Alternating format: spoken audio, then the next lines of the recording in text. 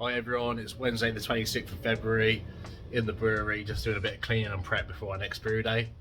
So the big news and my personal admin is that I'm now a father.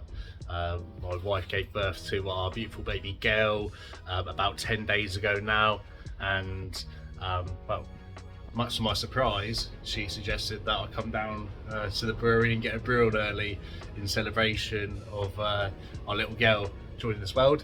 So just heating up some diluted caustic in here, gonna run it through the pump, through the chiller, rinse it all out and get ready for our brew day. This is our malt. The malt here is 3 bags of extra pale malt for our fermentables. We've got dextrin, we've got wheat here, and we've got oats. So it'll be interesting to see if you can guess the brew from that grist there. And in here we've got our dry hop, Nectaron and Eldorado.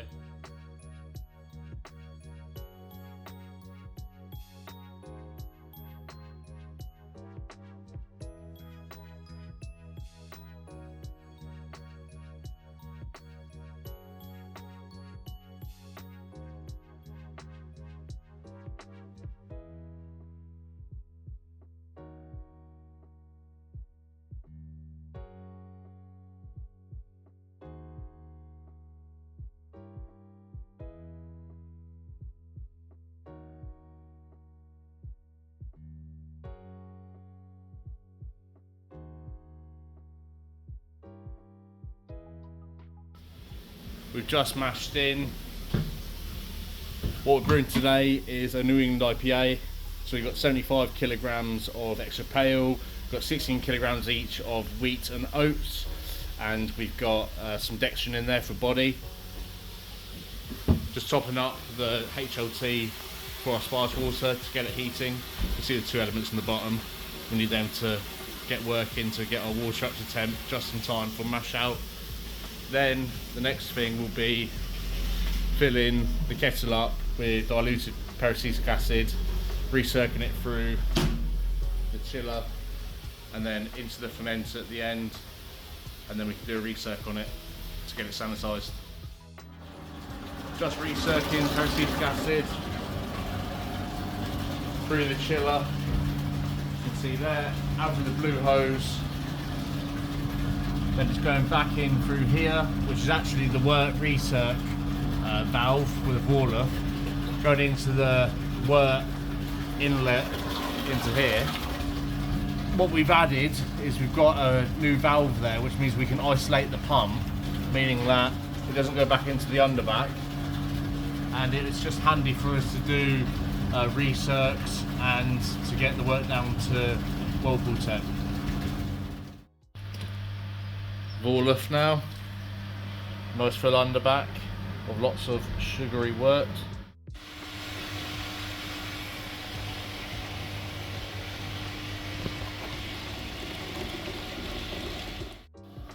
End of the boil, so we're just getting the wort down to 85°C so we can do our hop stand addition.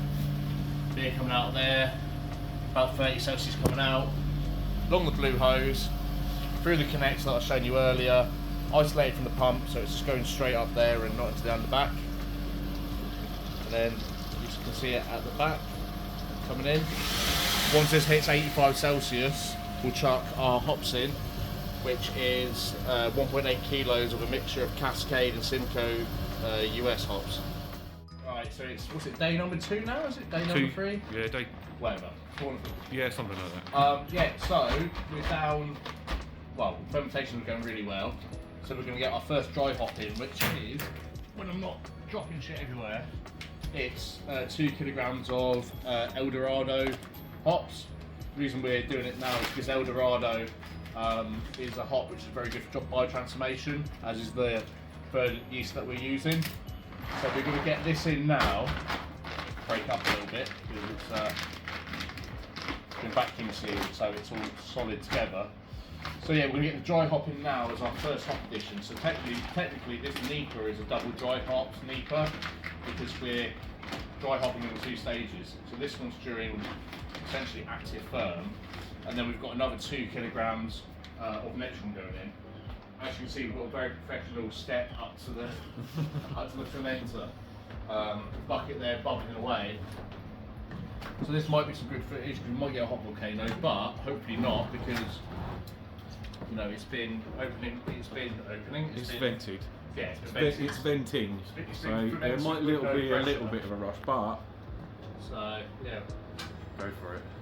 So this is the first bag. We'll have to be very careful. Do you want me to just go for it?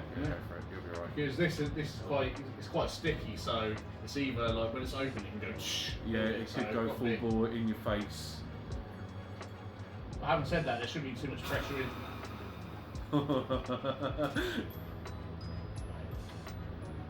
Yeah, you're good, man. So with dry hopping, I can see the top of the beer there. So we're obviously not going to have any nucleation at the moment. So we'll get this in. Might get a bit lively. Oh.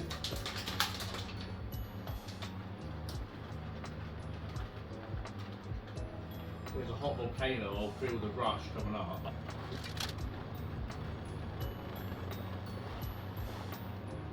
Smell that lovely CO2 in my face. Well, yeah, so it's not rising yet.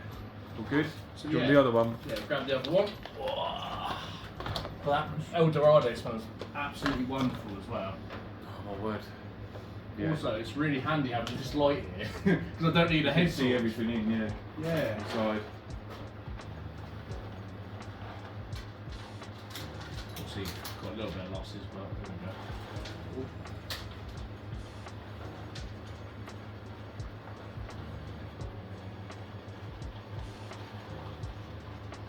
So this is the first dry hop during active firm, so we get biotransformation as I said, and then the next dry hop will be post fermentation, and that will be the Nectaron. So that's 2 kilograms in. Are you dry hopping? We've got the spectator from the local dickhead in the window. Glenn's famous, YouTube famous now, Glenn. YouTube famous with We've our got millions of followers. with our 50 subscribers. We've But just lost them all. There we go. That'll do. Right, I'll put. It's a couple of days on now from the first dry hop of El Dorado for biotransformation. This is the end of firm now, so we're putting 2 kilograms of Nectaron in it. It's a Australian hop and it's incredible. It just smells of pineapple and dank, sort of like tropical flavours. It's insane. I've used it a couple times. The first time was a couple of years ago when I did a collab brew while I was at Powder Monkey with Don, who's now Hawkstone, but his brewery, Crop Brew Co. We did a double IPA with Nectaron. It was insane, and it brings back memories of that day. Can't wait to taste the beer with the El Dorado and the Nectaron in it. But yeah, let's get it in. It turns out the footage I recorded yesterday was rubbish, and you couldn't actually see what was going on. So I've come in today to rouse the hops. As you can see, CO2 bottle here, connected to the bottom port of the FV with a long return valve there. I've just blown a good amount of CO2 into the tank to get it bubbling away. Yesterday, as for the dry hop, basically I had the CO2 bottle connected to the sip arm. When the tank was closed to depressurization, I slowly opened the top and then opened up the sip arm, allowing a blanket of CO2 to push up the sip arm to ensure that minimal oxygen ingressed into the tank. And we got the 2 kilograms of Nectaron. You can see a good amount of it still sat on top of the, I mean that's probably about 10 grams, so not a huge amount in the grand scheme of things. But yeah, we've got 2 kilograms of Nectaron in here. So this has had a 4 kilogram dry hop now. 2 kilograms of El Dorado during fermentation for biotransformation, and 2 kilograms end of fermentation. So this is going to be a proper hoppy, fully fledged New England IPA, and I'm mega excited to try it. Tried a little bit of it yesterday after the El Dorado dry hop, and it's got a lot of potential. So fingers crossed after this dry hop, it comes out really well.